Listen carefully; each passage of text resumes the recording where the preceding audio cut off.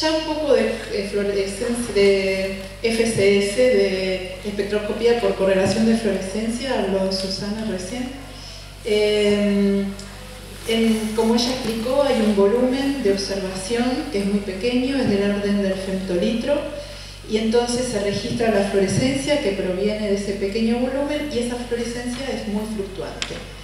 Entonces, lo que uno trata de hacer es sacar información de esas fluctuaciones.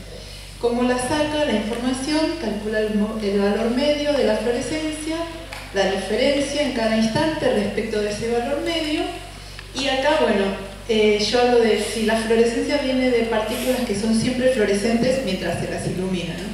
O sea, yo me voy a concentrar más que nada en lo que pasa como abajo de la emisión, no me voy a preocupar por qué pasa con la emisión y el ruido y la fluctuación que eso introduce, sino que me voy a preocupar en la fluctuación que introduce el movimiento de las partículas u otros procesos que sufren. Entonces, si estas siempre que se las ilumina están encendidas, estas fluctuaciones van a ser debidas a que entran y salen del volumen que yo estoy mirando. Y entonces, a partir del análisis de estas fluctuaciones, voy a poder inferir cómo se están moviendo y también cuantificar. ¿Cómo lo hacemos? Bueno, se computa lo que se llama la función de autocorrelación, que es calcular la autocorrelación de la fluctuación en un instante, acá, t, y en un instante posterior, separado por lo que llama un time lag, tau, y lo divido por el valor medio de la fluorescencia al cuadrado. Y entonces, después, ¿cómo hago yo para cuantificar a partir de ahí el movimiento? Lo que uno hace es fitea esta función del tau, la fitea en base a un modelo de lo que uno supone que están haciendo las partículas. Entonces, en particular se puede medir difusión. Y bueno, yo acá, la verdad que como no sé muy bien la audiencia, metí algunas cosas que tal vez son demasiado obvias sobre qué es la difusión.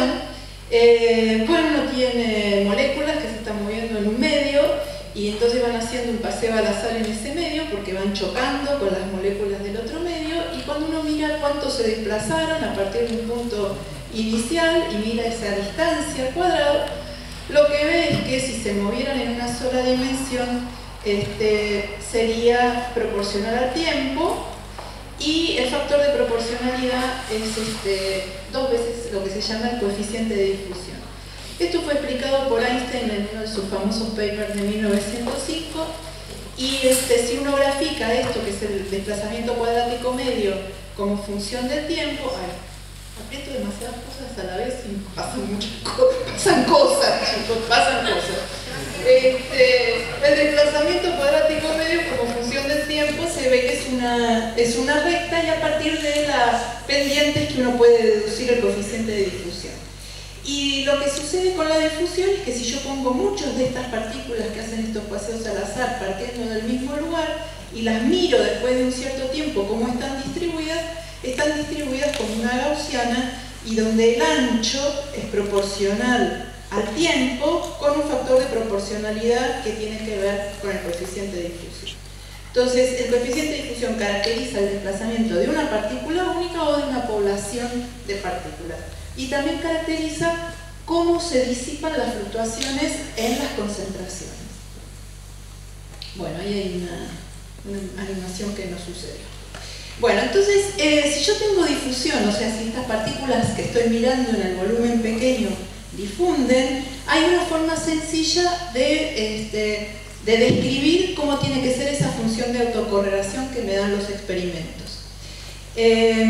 Bueno, como les dije, el experimento idealmente lo que uno hace, ilumina un pequeño volumen, registra la fluorescencia, calcula la función de autocorrelación, y ahora viene con una teoría, con una expresión teórica, que es la que vale si las partículas difunden libremente. Y lo que uno ve es que es una función que es inversamente proporcional al tiempo a la 3 medios.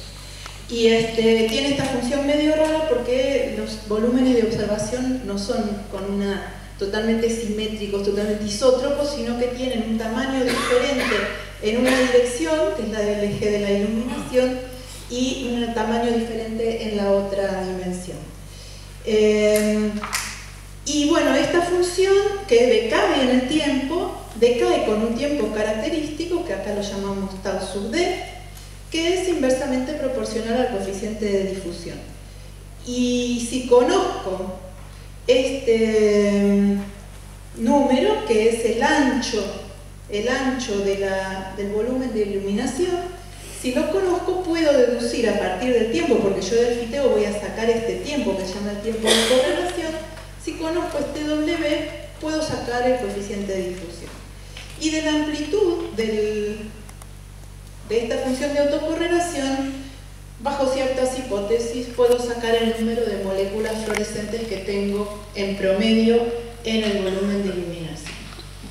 Bueno, el asunto es que cuando uno esto lo quiere aplicar en una célula, típicamente no tiene esa difusión ideal libre del paseador al azar que choca y solamente se mueve por los choques.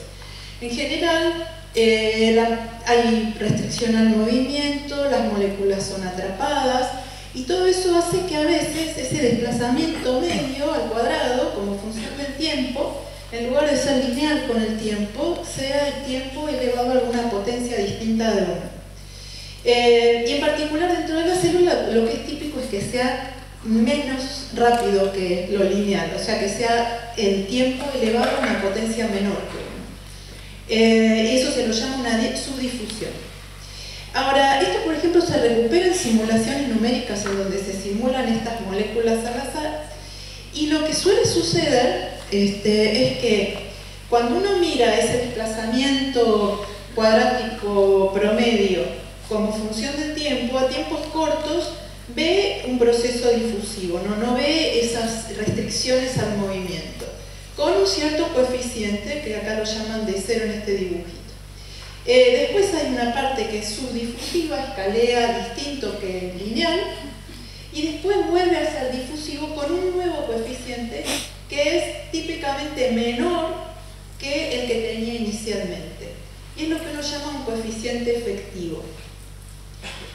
Acá voy a tratar de dar una explicación intuitiva de lo que sería un coeficiente efectivo en el caso en que estas moléculas que van caminando reaccionan con otras que están quietas.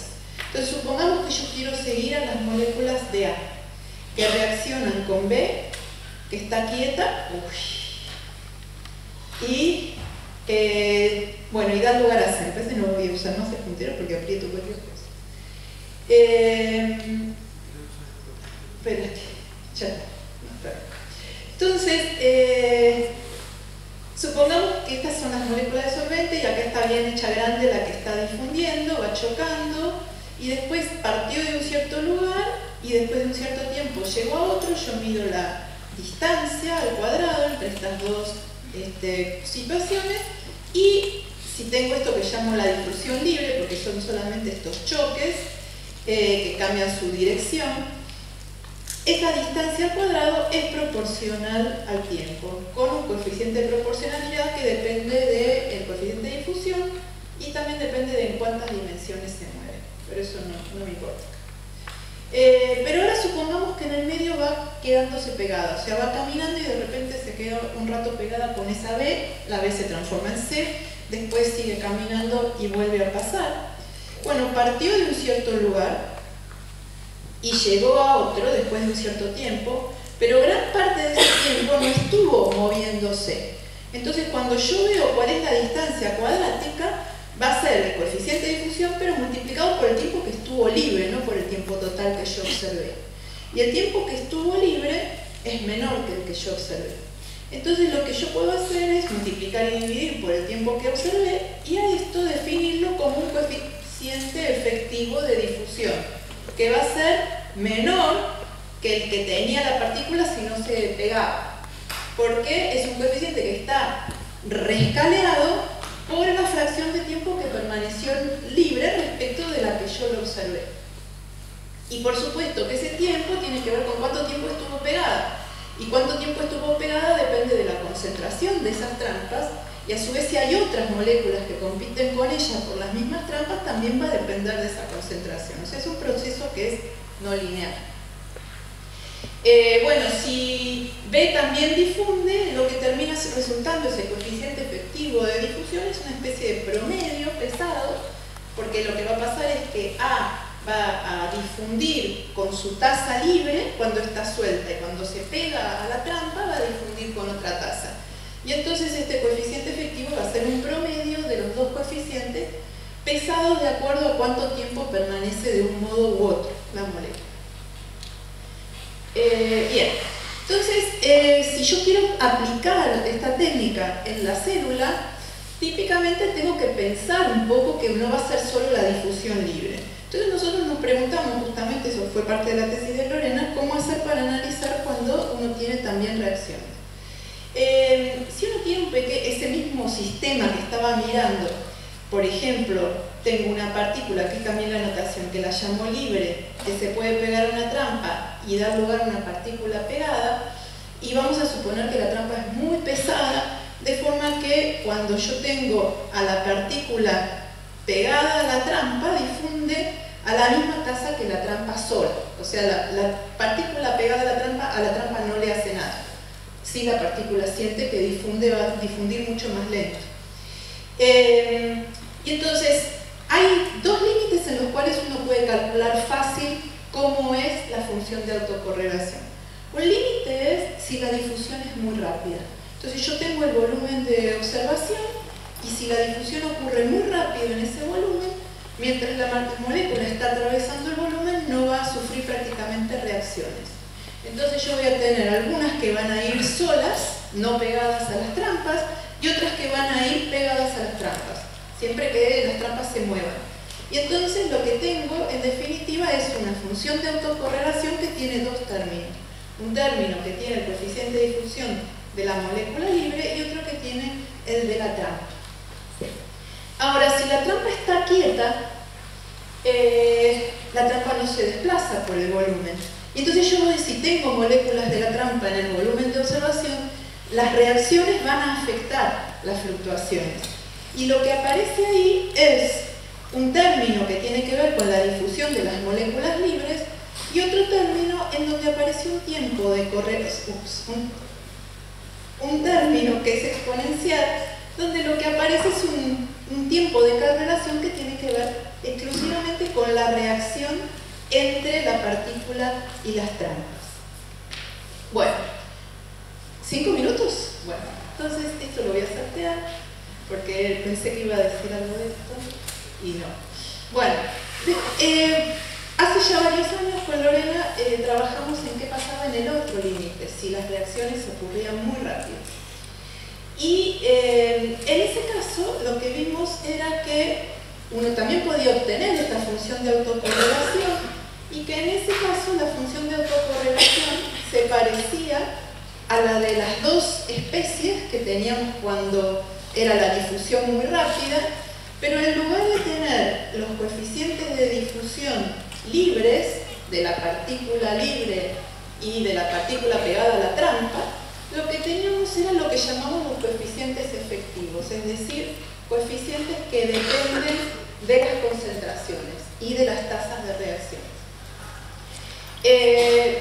Y que dependen de los dos coeficientes de difusión.